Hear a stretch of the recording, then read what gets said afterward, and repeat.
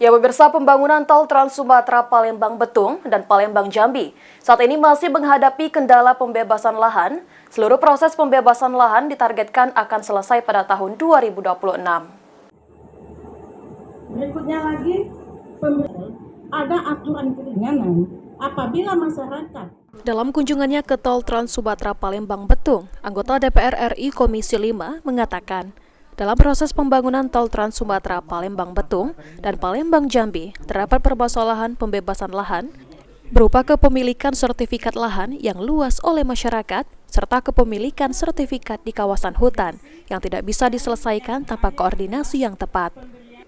Pihaknya akan berkoordinasi dengan pihak terkait untuk menyelesaikan permasalahan pembebasan lahan. Ada satu permasalahan yang sampai hari ini memang tidak terselesaikan, yaitu masalah pembebasan lahan. Nah, tadi kita sudah bicara dengan pemerintah provinsi, sudah itu dari BPN, Kanwil, dan BPN Kabupaten, termasuk juga dengan Kementerian PUPR, termasuk juga dengan Prakarya, banyak hal yang disembuhkan. Tapi titik permasalahannya memang hanya ada di permasalahan pembebasan lahan. Dan memang kalau kita dengar tadi sedikit agak rumit.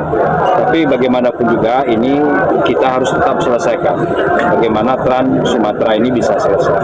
Dan yang kedua juga kita berharap juga bahwa tol Jambi, Palembang Jambi, Palembang Betung Jambi, Jambi Kerengat ini bisa terlaksana.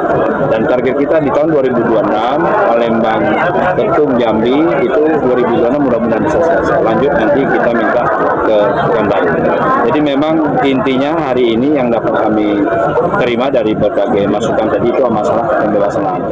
Ditargetkan tol Trans Sumatera Palembang Betung dan Palembang Jambi bisa terlaksana pada tahun 2026. Ridho Ilahi, PAL TV.